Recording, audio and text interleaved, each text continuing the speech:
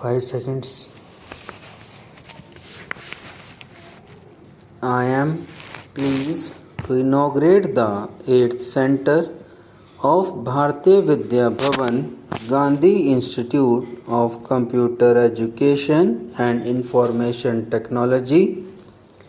I have also had the honor of inaugurating the 7th Center of the Institute in September. It has been set up at my ancestral home in Gwalior by a trust established in my father's memory. It provides free computer education to students from underprivileged sections of society. Many may wonder why this institute, which is dedicated to providing training in information technology, bears the name of Mahatma Gandhi. There is a misconception that Gandhiji was opposed to technology, and here we are dealing with information technology, which is at the cutting edge of high tech. It is necessary to remove this misconception.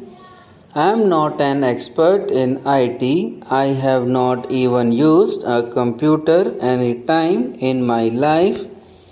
But I know that information technology promotes some of the essential components of the Gandhian and Indian vision of development.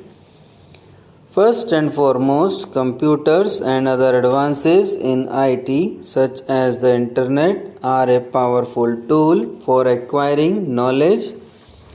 And Gyan, as we all know, is highly extolled in our culture.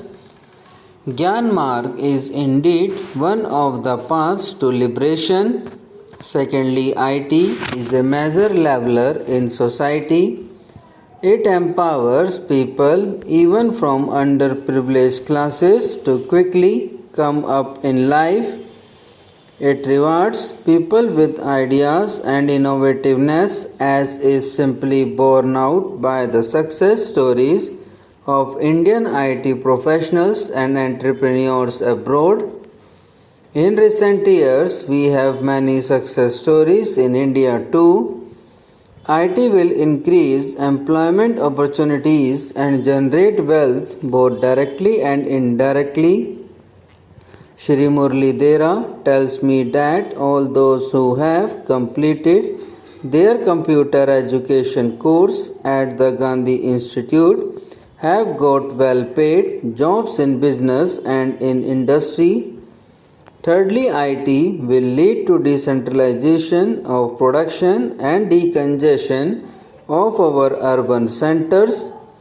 When the world gets connected, people will be able to do their work whenever they are. In the highly driven world of the 21st century, what will be movable is information and not people. In short, IT is rapidly revolutionizing every aspect of our economy, education, communication, and entertainment. That is why, at a recent meeting in Bangalore, I urged the people to realize that IT stands for India's tomorrow. This is very much more for our people as such.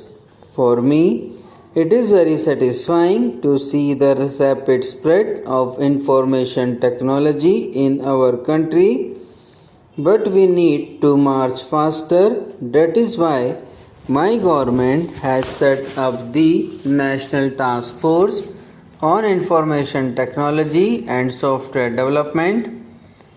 In a short span of 6 months, the government has taken a number of initiatives to promote IT in the country.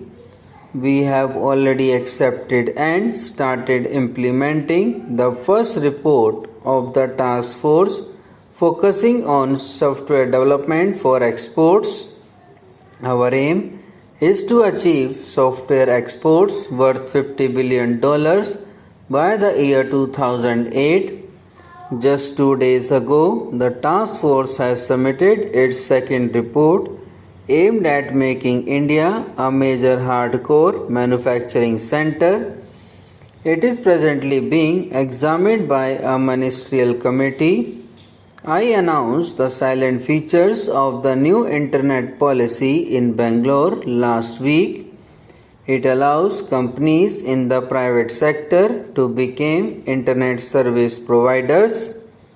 As promised, licenses will be issued to private ISPs before November 7. We believe that the creation of a modern high-speed telecom infrastructure is a precondition for making India an IT superpower. The government has therefore initiated major steps to resolve outstanding issues in the telecom sector. The spread of IT depends on two more factors: cheaper computers and more people trained to use them. In order to address these issues, the government will soon unveil 3 schemes aimed at increasing the number of PCs in the education sector. Vidyarthi Computer Scheme. The highlight of these schemes will be to make available a multimedia, have innovative financial packages to make a computer affordable even to ordinary families. In recent years, there has been a huge increase in the number of computer training institutes. Every small town has such institutes which are training young and not so young people to use computers. Some of these institutes have become large, huge companies worth hundreds of crores thanks to the efficient way they run their business. Our colleagues and universities can learn some lessons from them.